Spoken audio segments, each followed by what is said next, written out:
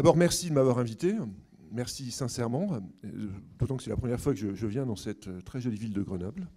Donc j'espère que j'aurai d'autres occasions de revenir, mais en tout cas, voilà. Donc merci beaucoup de m'avoir invité.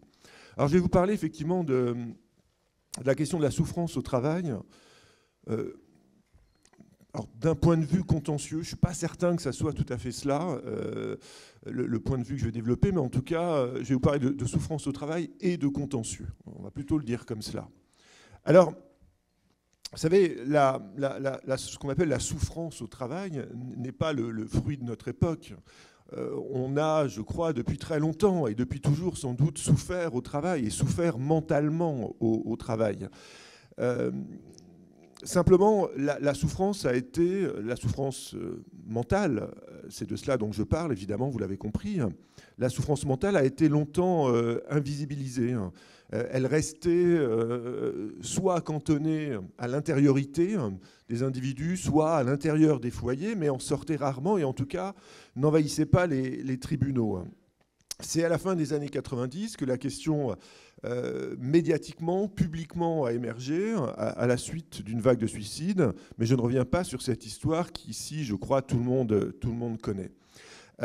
Cette mise en visibilité de la question de la souffrance au travail, elle est aussi apparue à un moment où les collectifs de travail se sont progressivement disloqués et où les solidarités qui étaient attachées à ces collectifs se sont dissous et où la souffrance qui était d'une certaine manière médiatisée par ces solidarités eh bien, est apparue toute nue, toute crue et où effectivement eh bien, on a sans doute commencé à en parler parce que un certain nombre de drames avaient secoué les entreprises et l'opinion.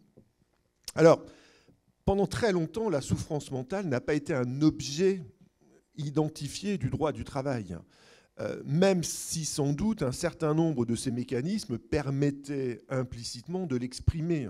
Il y avait sans doute un certain nombre, beaucoup de souffrances dans l'exercice par les salariés de leur droit de grève, par exemple, mais en soi, comme objet particulier de la matière droit du travail, la souffrance mentale n'était pas une qualification, un véhicule normatif clairement identifié.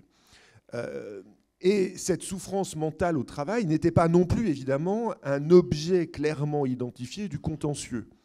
Ça ne veut pas dire qu'on n'y parlait pas de souffrance, ça ne veut pas dire que la souffrance n'avait rien à voir avec le contentieux, mais elle était souvent située en amont du procès, c'est-à-dire que souvent, effectivement, eh bien, le demandeur qui saisissait le tribunal éprouvait sans doute une certaine souffrance liée à la violation de la norme qu'il imputait à son employeur, ou dans cette configuration litigieuse-là. Donc sans doute qu'il y avait évidemment une part de souffrance qui expliquait le recours au tribunal, mais qui n'était pas l'objet même du contentieux, qui n'était pas la matière du contentieux. Sans doute aussi qu'on retrouvait cette question de la souffrance morale dans l'évaluation du préjudice et dans l'identification des chefs de préjudice. Mais là encore, cette question, la souffrance n'était pas l'objet normatif, l'objet du contentieux, la matière du contentieux, la substance qui était disputée au principal devant le juge. Alors, évidemment, les choses ont changé. Aujourd'hui, et c'est ce qui va m'intéresser, il y a deux questions qui se posent. La première, c'est la souffrance est-elle devenue un objet du contentieux ? Première question. Deuxième question, dans quel type de configuration litigieuse la souffrance se donne-t-elle à voir ? Alors, si je réponds non à la première question, la souffrance au travail est-elle objet de contentieux ? Si je vous dis non, eh ben, je rentre chez moi, en fait.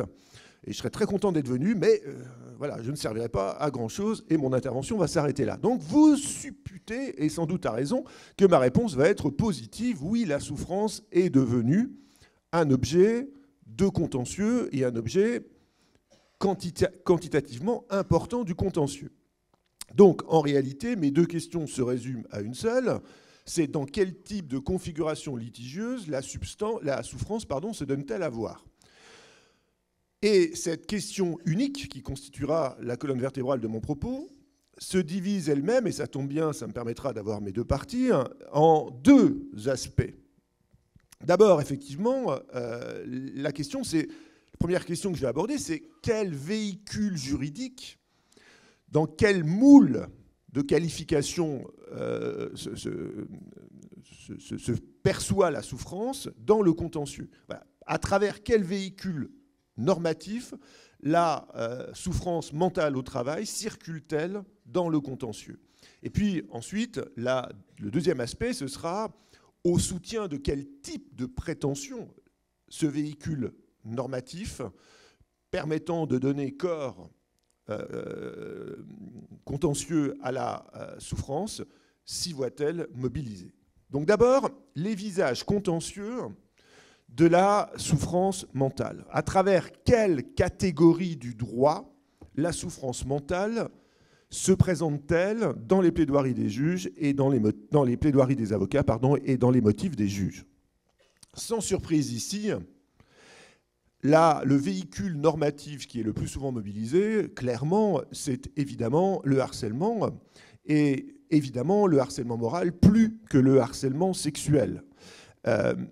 Et je dirais même que très souvent d'ailleurs, pour qui se plonge dans les arcanes du contentieux, on constate que beaucoup de situations litigieuses qui a priori semblent relever naturellement de la qualification harcèlement sexuel, en réalité se moulent pour des raisons sur lesquelles on pourra revenir, mais se moulent en réalité sous le masque du harcèlement moral, qui a tendance effectivement, d'une certaine manière, à siphonner tout un ensemble de situations conflictuelles qui, encore une fois, semblaient a priori plutôt relever d'une qualification harcèlement sexuel, ce qui est d'ailleurs quelque chose qui est une situation qui a été dénoncée par beaucoup d'associations féministes qui y voient une forme d'invisibilisation des violences faites aux femmes par le biais effectivement d'une neutralisation sexuelle des pratiques en disant mais non, mais il s'agit en réalité, derrière cette qualification de harcèlement moral se cache en fait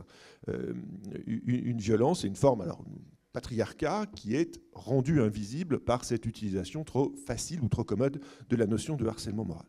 Donc évidemment, la notion de harcèlement moral est la plus mobilisée.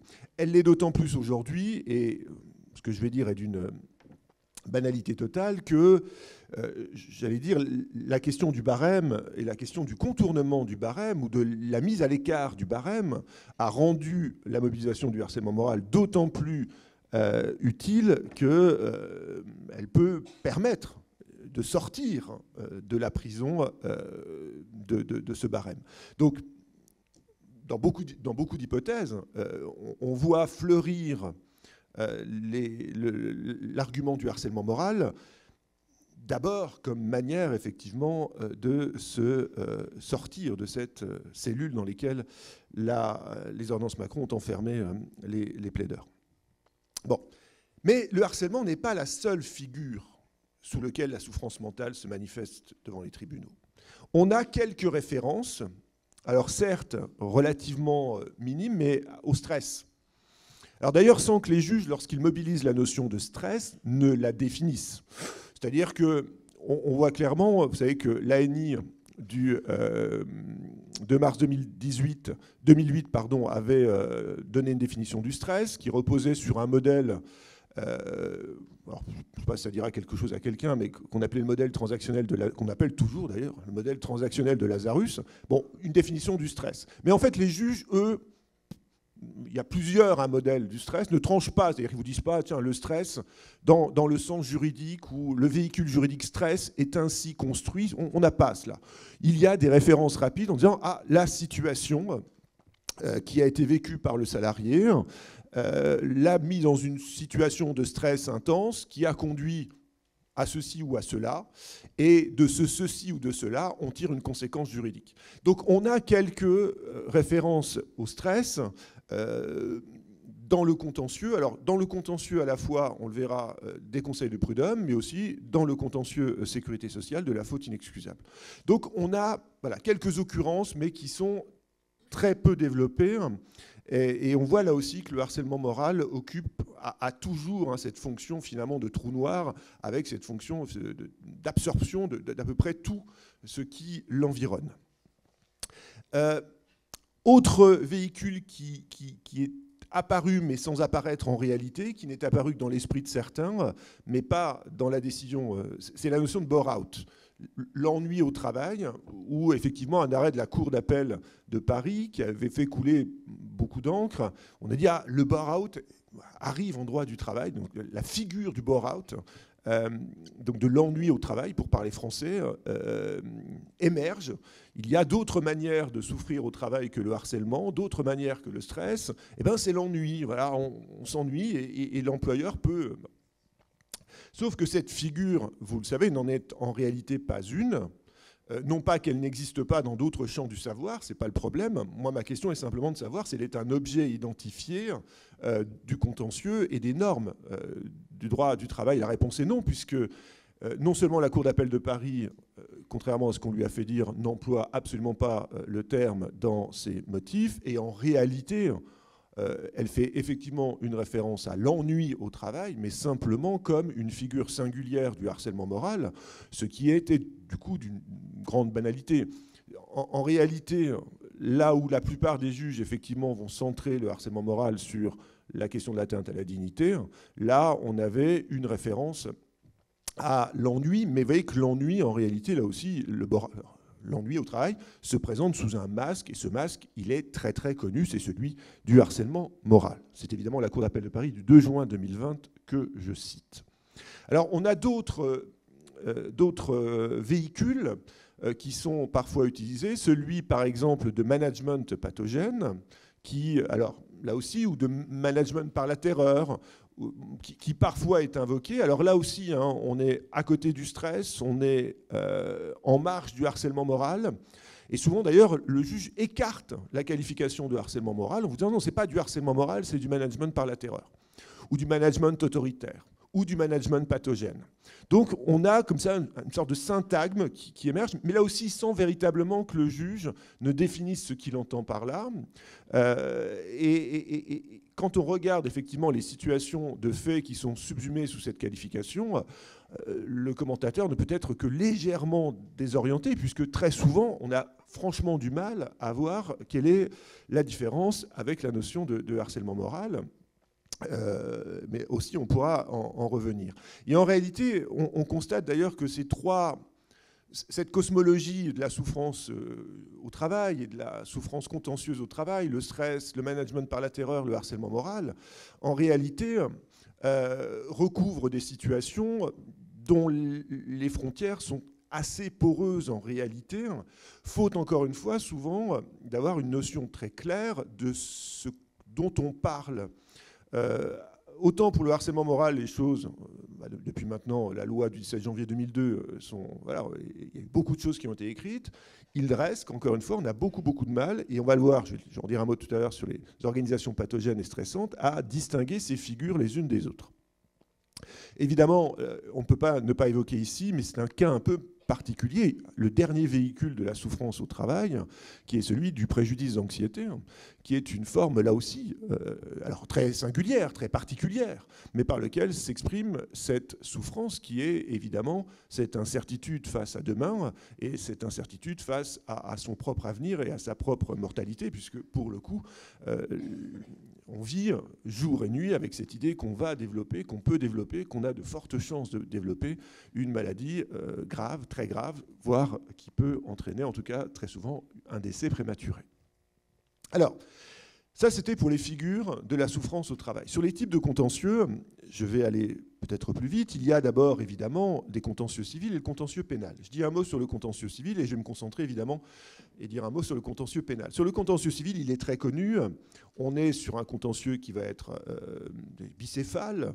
D'abord un contentieux prud'homal, ou un contentieux du travail, c'est-à-dire un contentieux individuel devant le Conseil des prud'hommes qui va principalement être autour de la rupture du contrat de travail, de la légitimité ou de la validité de la rupture, que ce soit dans le cadre d'un licenciement pour inaptitude, que ce soit dans le cadre de l'invalidation d'une rupture conventionnelle dans des situations de harcèlement moral. Bon, tout cela est relativement bien connu. Ce sera aussi, mais pas seulement, le contentieux de la dénonciation du harcèlement moral, qui donne lieu là aussi à un contentieux important, de la sanction du dénonciateur, lorsque l'employeur va dire « mais il n'y a pas de harcèlement moral, vous êtes un empêcheur de bien gérer en rond et vous êtes, pardonnez-moi l'expression un peu vulgaire, même carrément vulgaire, un emmerdeur, je vous sanctionne ». Et donc il y a ce contentieux de la sanction qui est évidemment extrêmement important. On a quelques arrêts autour du droit de retrait. Donc ça c'est, j'allais dire, dans cette cosmologie, la question effectivement du contentieux individuel devant le Conseil des prud'hommes, qui se double d'un contentieux plus collectif, qui est celui de l'expertise hier du CHSCT, aujourd'hui du CSE, qui a effectivement nourri un certain nombre de... où l'employeur va contester qu'il existe un risque grave, qu'il y a un projet important modifiant les conditions de travail, entraînant là aussi la possibilité de recourir à l'expertise. Il y a le contentieux de la consultation du CSE. Est-ce qu'il aurait dû être consulté? Oui, non, ah, peut-être. On a eu effectivement des contentieux autour des systèmes d'évaluation qui sont potentiellement attentatoires à la santé mentale. Bon. Mais au regard du temps qu'il me reste, alors, je vous disais bicéphale parce que vous avez aussi le contentieux de la sécurité sociale autour effectivement de l'accident du travail, de la maladie professionnelle, où la souffrance vient aussi à se manifester à la fois au stade de la qualification de l'un ou de l'autre, puisque vous savez que la souffrance mentale ne fait pas l'objet d'un tableau spécifique et que donc il va falloir passer devant un C2RMP pour faire reconnaître la maladie professionnelle. Et puis vous avez la question évidemment autour de la faute inexcusable. Donc ça, je veux dire, on est sur des contentieux qui aujourd'hui sont bien connus. Mais puisqu'il me reste 4 minutes, 5 minutes peut-être, je ne peux pas ne pas dire un mot évidemment du contentieux pénal et de l'affaire France Télécom, puisque le 30 septembre 2022, donc il y a quelques jours, la Cour d'appel de Paris a rendu un arrêt autour de la souffrance. Et l'aspect contentieux de la souffrance mentale au travail, c'est l'arrêt France Télécom, qui est un arrêt évidemment extrêmement important. On a loupé... Enfin, quand je dis on, en tout cas, il n'y a pas eu le grand procès pénal de l'amiante en France. On se demandait s'il y aurait le grand procès de la souffrance mentale en France. Eh bien, on a l'affaire France Télécom. Alors, l'affaire France Télécom, je n'y reviens pas, vous le savez, le tribunal correctionnel, au terme d'un jugement extrêmement motivé, avait reconnu une nouvelle figure de harcèlement moral, qui est le harcèlement moral institutionnel. Alors, évidemment, ça pose beaucoup de difficultés. La grande presse y a vu une forme de révolution juridique dans ce jugement du 20 décembre 2019, sans doute un peu exagéré, mais ce que moi j'aimerais retenir finalement, puisque vous savez que la Cour d'appel de Paris donc, a confirmé la condamnation de 2 dirigeants et à titre d'auteur principal de l'infraction et de 2 complices, 2 autres personnes, 2 autres prévenus, eux, ont été relaxés. Mais l'important dans cet arrêt, évidemment, c'est que la souffrance mentale au travail, sur le plan pénal, figure effectivement nouvelle du harcèlement moral institutionnel. Et dans cette affaire, moi, ce que je retiendrai, encore une fois, c'est une affaire très complexe, avec de multiples entrées, que ce soit sur le plan pénal ou sur le plan des intérêts civils qui s'y attachent. Mais d'abord, évidemment, le message fondamental envoyé par les juges, c'est celui qu'une politique d'entreprise, puisque c'est cela que dit la Cour, le tribunal correctionnel, et que reprend la Cour d'appel de Paris dans son arrêt de 341 pages, la Cour d'appel de Paris reprend cette idée de politique d'entreprise qui est une... Alors, l'expression utilisée va être celle d'un non harcèlement moral institutionnel qui est devenu harcèlement moral industriel. Et je trouve effectivement que la formule est à la fois juste et terrible, parce que c'est exactement cela que l'on lit à travers les développements des juges correctionnels ou des juges de la Cour d'appel de Paris. Et dans cette affaire, vraiment, ce qui est fondamentalement intéressant, c'est que, à l'issue du premier jugement, la réaction des condamnés était absolument sidérante. C'est-à-dire que, j'ai encore les mots d'un des prévenus en tête qui disait « mais ce jugement est humainement difficile à accepter, scandaleux, inacceptable, etc. » Il parlait évidemment humainement pour lui, c'est-à-dire que bon, qu'il y ait des gens qui soient morts, manifestement, et Didier Lombard disait ce jugement, voilà, enfin, la souffrance des salariés m'aura marqué à vie. Bah, c'est bien, mais les salariés, beaucoup de salariés, eux, ont été marqués à mort. Donc, vous voyez, à la limite, on se dit... Bon. Donc, ils ne comprennent pas. Ils n'ont pas compris ce qu'on leur reprochait, et qu'ils ne comprennent pas. Et après l'arrêt de la Cour d'appel de Paris, ils ne comprennent toujours pas ce qu'on leur reproche. Vous voyez, on a beau, les 341 pages du jugement, de l'arrêt ne permettent pas, ils ne comprennent pas. Alors il y a une part de déni, je ne suis pas psychologue, je ne sais pas.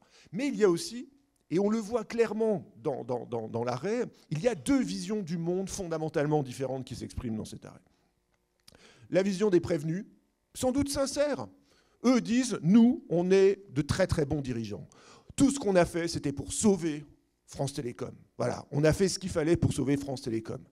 Bon. Donc, eux ne comprennent pas, puisqu'ils ont fait ce qu'il fallait. Voilà. Les règles de fonctionnement du marché hyper concurrentiel de la téléphonie supposaient qu'ils agissent comme ils ont agi. Et puis de l'autre côté, on leur dit, bah oui, mais vous savez, ce que vous avez fait a fait beaucoup, beaucoup de mal. Tellement de mal que certains en sont morts. Et on voit ici que c'est un peu banal de le dire comme cela. On va me dire, c'est un peu simpliste. Tout n'est pas toujours très compliqué.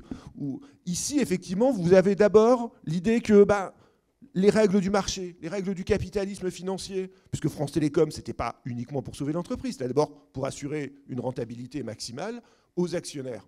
Là aussi, le jugement l'a très bien montré, enfin, il y a beaucoup de choses qui ont été écrites là-dessus. Mais l'économie d'abord.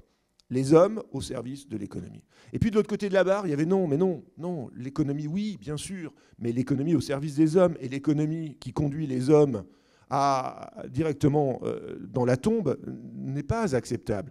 La dignité humaine n'est pas monnayable. Et c'est finalement ce que dit la Cour d'appel de Paris en disant, mais l'excuse que vous invoquez, une sorte de légitime défense invoquée par Lombard et ses collègues qui disaient, mais voilà, légitime défense économique liée à une nécessité de politique industrielle, blablabla.